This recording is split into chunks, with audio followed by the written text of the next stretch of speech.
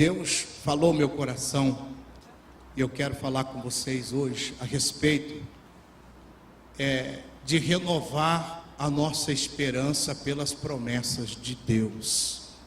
Renovar a nossa esperança pelas promessas de Deus. O que é esperança? É aquela expectativa de alcançar alguma coisa. E o diabo, ele é o maior ladrão de esperança. Ele quer roubar a nossa esperança. Porque uma pessoa que não tem mais esperança, ela não tem mais sonhos, ela não tem mais ideais, não tem projetos, porque perdeu a sua esperança, deixou o inimigo roubar a sua esperança. E hoje é o que mais tem acontecido. O diabo trabalha com estratégia. Ele o reino das trevas é um reino muito organizado.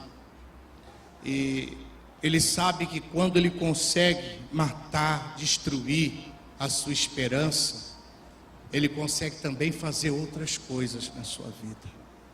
E só existe uma coisa capaz de renovar a nossa esperança: a promessa de Deus. É muito importante isso. Eu quero começar o meu sermão hoje com um texto de Hebreus. Você tem a Bíblia, Hebreus capítulo 6, versículo de número 17. Hebreus capítulo 6,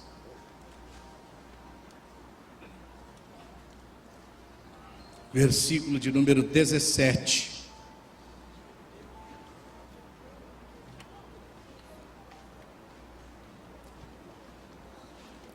Está escrito assim: pelo que, querendo Deus mostrar mais abundantemente a imutabilidade do seu conselho aos herdeiros da promessa, sem interpôs com juramento, para que, por duas coisas imutáveis, nas quais é impossível que Deus minta, e tenhamos firme consolação, nós, os que pomos nosso refúgio em reter a esperança proposta, a qual temos como âncora da alma, segura e firme, que penetra até o interior do véu.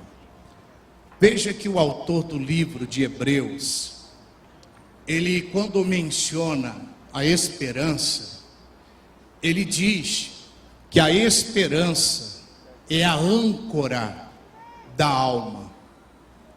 A esperança é a âncora da alma. E isso é muito importante. Um navio, um barco, quando ele está ancorado, o vento pode bater de um lado, para o outro, mas ele não é levado porque ele está ancorado. Então, quando o autor do livro de Hebreus, ele menciona sobre esperança, ele está querendo dizer que a esperança faz com que cada um de nós consigamos permanecer firmes. É por isso que muitas vezes a pessoa não permanece firme, porque perdeu a sua esperança. E é a esperança que faz você ficar ali ancorado, seguro. Como ele diz aqui, versículo 18: para que por duas coisas imutáveis, nas quais é impossível que Deus minta, tenhamos a firme consolação, nós, o que pomos o nosso refúgio, e reter a esperança, a qual temos como quê? Âncora da alma. Esperança é âncora, meu irmão. Olha porque o inimigo trabalha na esperança. Olha porque o inimigo rouba a esperança. Que esperança é a âncora da alma, faz a alma ficar ancorada firme com Deus. Por isso, que se você quer renovar a sua esperança, para não perder, porque a gente tem que renovar a esperança cada dia, você tem que trazer à memória cada promessa de Deus para a tua vida. Cada promessa de Deus, você tem que trazer à memória, para essa esperança ser renovada. E hoje eu quero falar de 5 promessas. 5 promessas para renovar a sua esperança. Essas 5 promessas, elas estão no livro de Isaías, no capítulo 45, versículos 2 e 3. Vamos lá. Vou falar de 5 promessas para a renovação da nossa esperança. Isaías, capítulo de número 45, versos de número 2 e 3. Está escrito assim: eu irei adiante de ti, endireitarei os caminhos tortuosos, quebrarei as portas de bronze e despedaçarei as trancas de ferro. Tem traduções que diz ferrolhos. E te darei os tesouros das escuridades e as riquezas encobertas, para que possas saber que eu sou o Senhor, o Deus de Israel, que te chama pelo teu nome. Amém? Então aqui dentro desses 2 versículos estão essas 5 promessas. Vamos ver uma por uma. A primeira delas está no verso 2. Primeira promessa: eu irei adiante de ti. Repita comigo: eu irei adiante de ti. O que isso significa?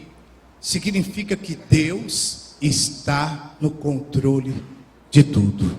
Deus está no controle. Porque quando Deus está adiante, Ele está onde? No controle. Às vezes nós ficamos questionando o porquê de ter acontecido isso, porquê de ter acontecido aquilo, mas nós temos que nos lembrar que Deus prometeu ir adiante de nós, que Deus prometeu estar no controle. E diz o livro sagrado que todas as coisas contribuem para o bem daqueles que amam a Deus. Eu tenho que entender isso. Para renovar a minha esperança, eu tenho que entender que Deus está no controle da minha vida. Uma vez que eu aceitei Jesus como meu único e suficiente Salvador, eu coloquei Deus no controle. Deus está no controle, querido. Lembra disso? Ele está dizendo: eu irei adiante de ti. Às vezes você fica ansioso, às vezes você fica preocupado, você toma decisões até precipitadas, porque você está se esquecendo que Ele está no controle. Quando Deus está no controle, meu irmão, um fio de cabelo vira um cabo de aço. O impossível acontece. E isso, desde a história bíblica, nós vemos Deus no controle.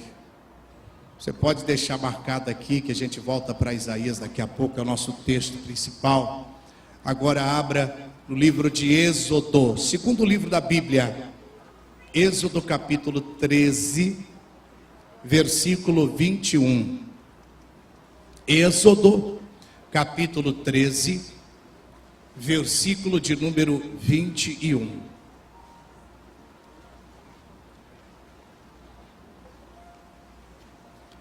Êxodo 13, 21. Está escrito assim: o Senhor ia adiante deles, de dia numa coluna de nuvem, para os guiar pelo caminho, e de noite numa coluna de fogo, para os alumiar. para que caminhassem de dia e de noite. Nunca tirou de diante da face do povo a coluna de nuvem de dia e nem a coluna de fogo de noite. Está falando aqui do povo de Israel. A Bíblia Sagrada diz que durante o dia, Deus estava diante deles numa coluna de nuvem, dirigindo e mostrando o caminho. E à noite, numa coluna de fogo, alumiando o caminho, mostrando a direção.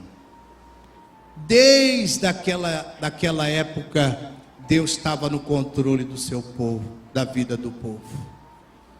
E hoje não é diferente.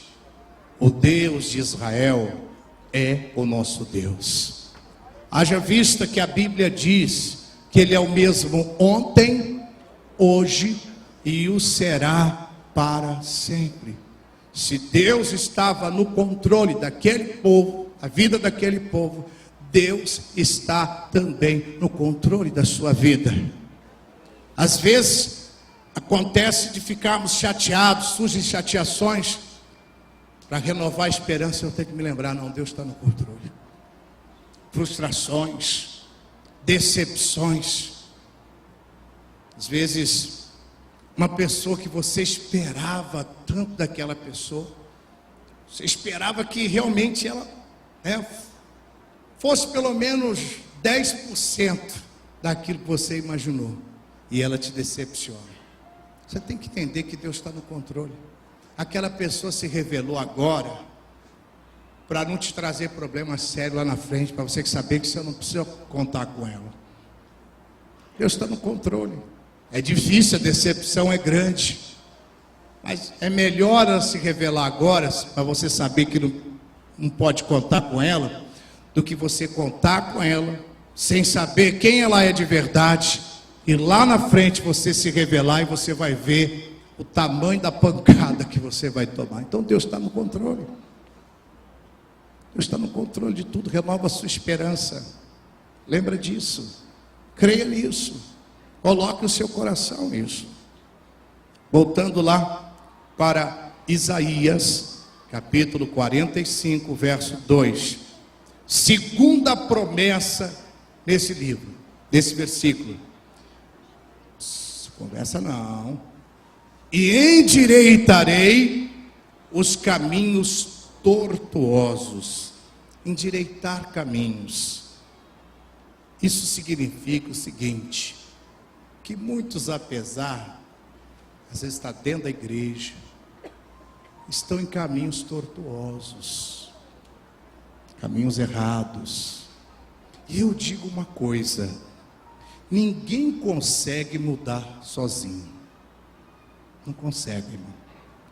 Você pode, por um tempo, permanecer bem, mas depois a coisa volta. Todos nós precisamos da ajuda de Deus para mudar. Precisamos da ajuda de Deus para mudar. E às vezes a gente está no caminho tortuoso da mentira, no caminho tortuoso do engano.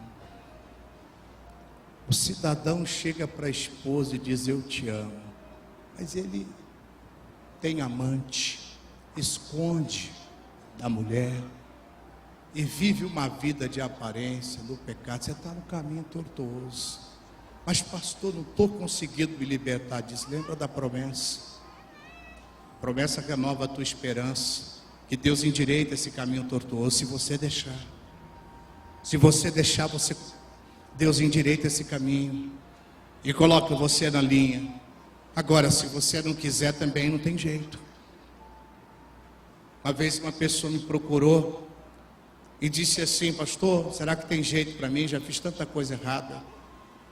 Mas um dia eu ouvi um pregador pregando, a palavra falou meu coração: eu quero mudar, mas eu não estou conseguindo.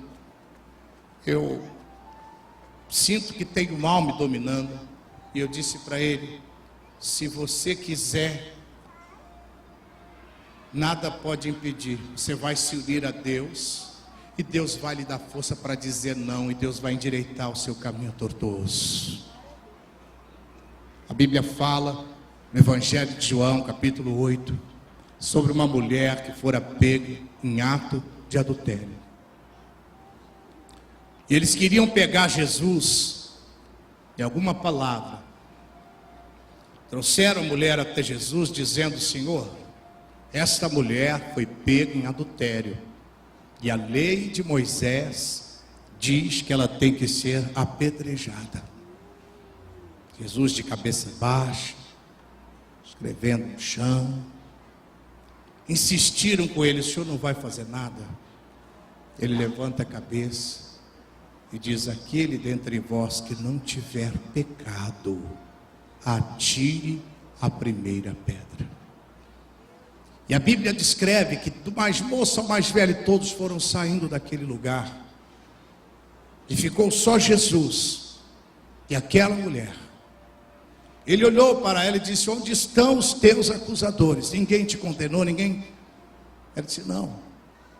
Então ele diz: vá e não peques mais. Jesus endireitou o caminho tortuoso que aquela mulher se encontrava, caminho de prostituição, o caminho da sujeira. Hoje Jesus está aqui para endireitar o que está torto na sua vida, para colocar no lugar. Você precisa renovar a sua esperança confiando nisso. Ele prometeu endireitar o que está torto. Ele prometeu. O que está torto na sua vida? Qual o caminho tortuoso que está aí? Deus pode endireitar. Diga graças a Deus. Terceira promessa, ainda versículo 2: quebrarei as portas de bronze. O que isso representa? Isso representa tudo aquilo que está fechado para você. Existem portas que somente Deus pode abrir. E ele diz: quebrarei as portas de bronze. Deus promete aqui abrir a porta, quebrar, abrir para você. Porta do emprego, saúde, casamento. Ele promete abrir. Às vezes você se frustrou. Estou desanimado, pastor. Estava tudo certo para aquele emprego e não aconteceu. Meu querido, renova a sua esperança pelo que ele está dizendo aqui. Ó. Deus, o Senhor é Deus que abre portas. Só aquele que quebra a porta de bronze, o Senhor faz a coisa acontecer. Se não foi aqui, vai ser lá. Se não for lá, vai ser ali. Mas que vai acontecer, vai acontecer. Apocalipse, capítulo 3, versículo 7. Apocalipse, capítulo 3, versículo de número 7. É o último livro aí da Bíblia. Apocalipse, capítulo 3, versículo de número 7. E ao anjo da igreja que está em Filadélfia escreve: isto diz o que é santo, o que é verdadeiro, o que tem a chave de Davi, o que abre, ninguém fecha, e o que fecha, ninguém abre. Deus é aquele que abre, ninguém fecha. É aquele que fecha, ninguém abre. Lembra-se disso. Lembre-se disso. Renove a sua esperança naquilo que Deus diz na palavra dele. Voltando lá para Isaías capítulo 45. Quarta promessa. Ele diz: despedaçarei as trancas ou os ferrolhos de ferro. Trancas, ferrolhos significa o que? Prisões.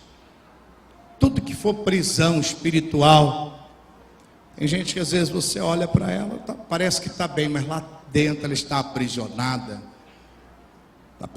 no ódio, aprisionada na depressão. É uma prisão muito grande, porque quem conhece o coração, só Deus.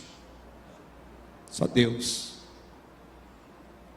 Você tem que se lembrar que Deus, Ele pode quebrar, Ele pode despedaçar essas trancas, essas prisões da sua alma. Tem esperança que você vai sair dessa prisão. A igreja primitiva entendeu isso. Lá em Atos 12, a Bíblia diz que a igreja passou por uma perseguição muito grande.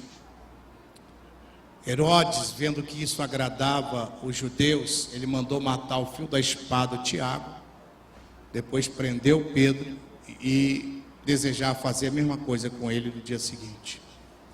A Bíblia diz que Pedro era guardado na prisão por 4 quaternos de soldados. Mas a igreja fazia contínua oração por ele a Deus. A igreja orava. E houve um momento que Deus mandou um anjo lá na prisão. Quebrou todas as trancas, tudo aquilo que prendia a Pedro. E Pedro saiu da cadeia, ileso, sem nenhum arranhão. Porque a igreja entendeu que Deus quebra trancas de ferro, despedaça trancas de ferro. Qual é a tranca de ferro que está trancando o seu coração? Sua vida. Deus pode quebrar isso. Diga assim seja. Quinta e última promessa está no verso 3. E te darei. O que ele dará? Tesouros e riquezas encobertas, escondidas. Deus tem tesouros, riquezas materiais e espirituais. Estão escondidas, nós não conseguimos ver, não conseguimos enxergar, mas Deus tem isso para cada um de nós. Riquezas, tesouros escondidos, bens materiais, mas também espirituais. O batismo com o Espírito Santo, firmeza na fé, o fruto do Espírito, a unção de Deus, de sabedoria, tudo isso são riquezas espirituais que Deus tem para nós. E além disso, Deus tem coisas que a gente não consegue ver, não consegue entender. Lá no livro de 1ª carta aos Coríntios, capítulo 2, versículo 9, a Bíblia diz que aquilo que os olhos não viram, que os ouvidos não ouviram, que sequer subir ao coração do homem, são as coisas que Ele tem preparado para aqueles que o amam. Você não viu, você não ouviu, não subiu ao seu coração, está escondido aos seus olhos. Se você ama a Deus, é isso que Ele tem preparado para você. Não perca a sua esperança. Renove a sua esperança naquilo que Deus diz. Diga assim seja. Bom, você pode estar pensando, terminou a mensagem agora. Não, nós vamos chegar agora no ponto mais importante. Eu corri um pouquinho para falar das 5 promessas. É agora que eu quero terminar com 2 textos de Hebreus. 2 textos. Lembra que nós estamos falando acerca de renovar a esperança, onde? Nas promessas. Renovar a esperança na promessa, porque quando eu me lembro daquilo que Deus prometeu, eu tenho esperança renovada. É isso que estamos vendo, lembre-se disso. Hebreus capítulo 6, versículo 13.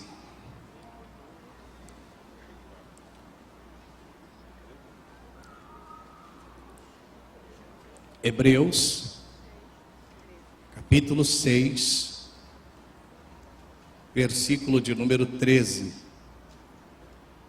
Isso. Encontrou? Isso. Sei que não encontrou, experimenta procurar caladinho, você vai ver se você não consegue rapidinho.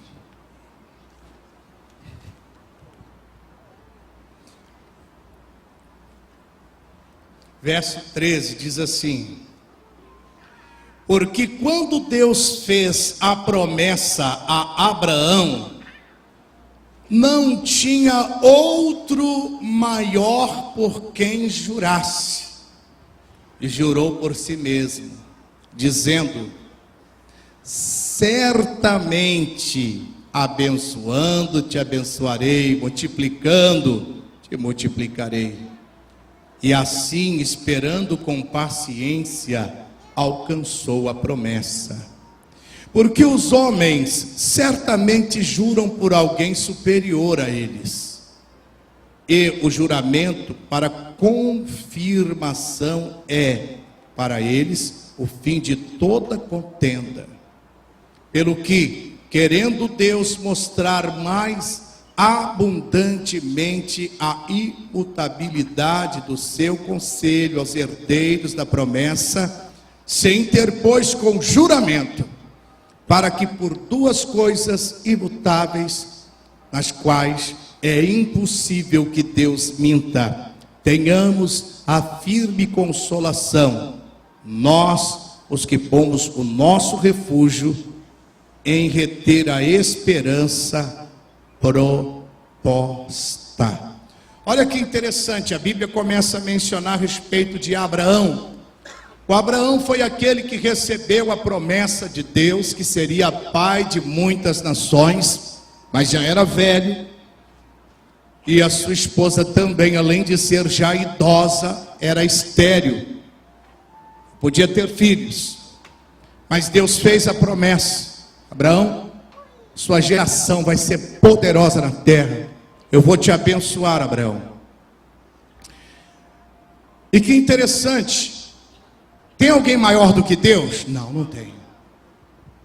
Como não tinha ninguém maior do que Deus, ele jurou por si mesmo que cumpriria aquela promessa na vida de Abraão. Ele jurou por si mesmo que cumpriria o que ele prometeu.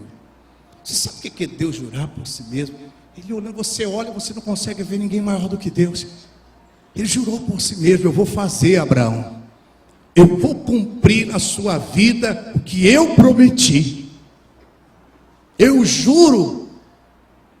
E ele não jurou por outra coisa a não ser por si mesmo. Olha que coisa forte. E outra coisa que talvez você não tenha notado aqui, ele diz mais aqui, no verso 18, para que por duas coisas imutáveis, nas quais é impossível que Deus minta. É impossível Deus mentir. O homem sim, pode mentir, mas Deus não. É impossível. Existe alguma coisa impossível para Deus? Existe. É impossível Deus mentir. Peguei você na curva agora, né? É impossível Deus mentir. O que Ele prometeu, Ele vai cumprir na sua vida. Mas alguém pode dizer assim: pastor, o senhor pode falar para aquela pessoa que não tem tanto entendimento, mas eu conheço, ele falou isso aqui para Abraão. Você que não conhece a Bíblia, meu irmão. Sabe por quê? Duas coisas sobre Abraão. Primeiro, a Bíblia fala que Abraão é o nosso pai na fé. Segundo, quando Paulo escreve aos Gálatas, ele diz que Cristo se tornou maldição no nosso lugar, para que a bênção de Abraão chegasse até nós. Aquelas promessas, elas também se estendem a cada um de nós. A promessa que estava sobre ele está sobre mim, está sobre você. E se Deus prometeu cumprir, Ele vai cumprir cada promessa na nossa vida para a glória dEle. Eu tenho que renovar a minha esperança nisso. Eu tenho que renovar a minha esperança nisso. Mais um texto de Hebreus, agora no capítulo 10, verso 23.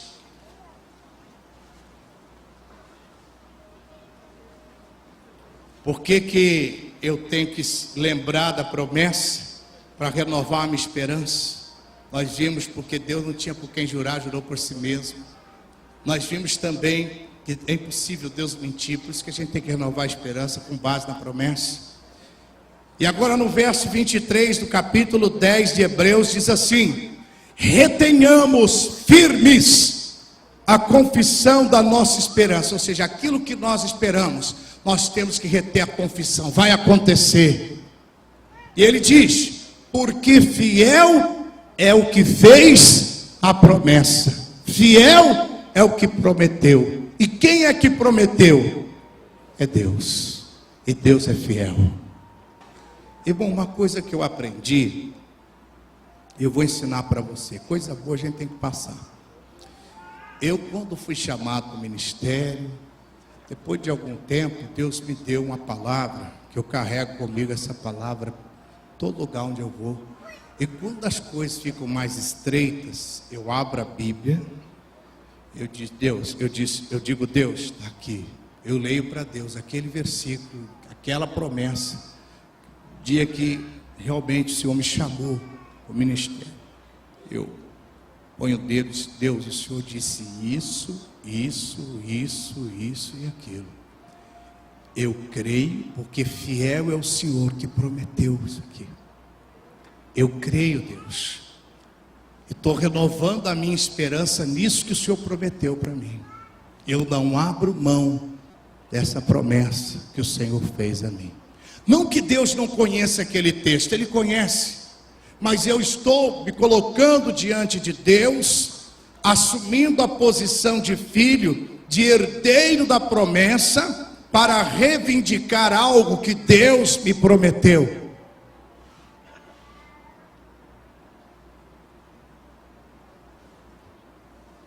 Eu pegava a Bíblia, quantas vezes, com a lágrima correndo no rosto, eu dizia: Deus está aqui. Eu sei que o Senhor não é mentiroso, mentiroso é o diabo, o Senhor é fiel. Eu creio nisso aqui, Deus, eu creio nessa promessa. E orava, lia isso para Deus, até que vinha aquela paz dentro do coração, a esperança se renovava. Assim você deve fazer. Deus tem promessa para a sua família. Crê no Senhor Jesus, será salvo tu e a tua casa. Você pode ler: Deus, o Senhor prometeu aqui, Deus, eu quero a minha família toda aos seus pés, porque tem promessa para a minha família, promessa de prosperidade, tem promessa para todas as áreas da nossa vida. Ele tem promessa, e você pode colocá-las diante de Deus. Isso faz a sua esperança ser renovada. Alguém pode dizer assim: mas as promessas têm muito tempo, são séculos e séculos essas promessas. Vou dizer uma coisa para você agora. Quem gosta de café aí? Gosta de café? Esse aqui vocês não vão beber não. Aqui tem um pacote de café. Estou só tá doido. Que só falando uma coisa, pega um pacote de café. Calma aí, meu amigo. Aqui tem um pacote de café. Preste bem atenção. Aqui nesse café, esse pacote de café, está escrito aqui atrás assim: prazo de validade, 150 dias após a data de fabricação. 150 dias após a data de fabricação é a validade desse produto. Após 150 dias da sua fabricação, ele pode ser usado? Não, é um produto perecível. O que isso quer dizer com isso? Eu quero dizer que a promessa de Deus não tem data de validade. É para hoje, para amanhã e para sempre. o que Deus prometeu nunca vai cair. Jesus disse que os céus e a terra passariam, mas a palavra dele não. A promessa dele não. A promessa de Deus não tem data de validade, não tem. Não tem. Isso aqui, ó, venceu, acabou. Mas a promessa não tem isso. A promessa para a eternidade, o resto da nossa vida. A promessa não é perecível. Amém? Renova a sua esperança hoje naquilo que Deus falou a seu respeito na Bíblia. Eis que estou convosco todos os dias, até a consumação do século. Eu não te deixarei, eu não te desampararei. Nenhum mal te sucederá, nem praga alguma chegará à tua tenda. 1000 cairão ao teu lado, 10.000 à tua direita, a você não será atingido. Renova sua esperança na palavra de Deus, na promessa do Senhor. Porque aquele que prometeu é fiel para cumprir tudo o que prometeu. Estamos falando do quê? Renovar esperança com base nas promessas. Nós vimos que a esperança é o quê? A âncora da alma. É que mantém a alma ali firmada. Por isso que ele está querendo roubar a sua esperança. Eu vou fechar essa empresa aqui porque a coisa não está sem esperança. Vou largar o meu marido, que esse homem não tem jeito, está sem esperança. Porque você esqueceu da promessa. Mas quando você se lembra, você tem motivo para continuar lutando pelo seu casamento. Você tem motivo para continuar lutando pela sua família. Porque você renovou esperança na promessa. Deu para entender, igreja? Sim ou não?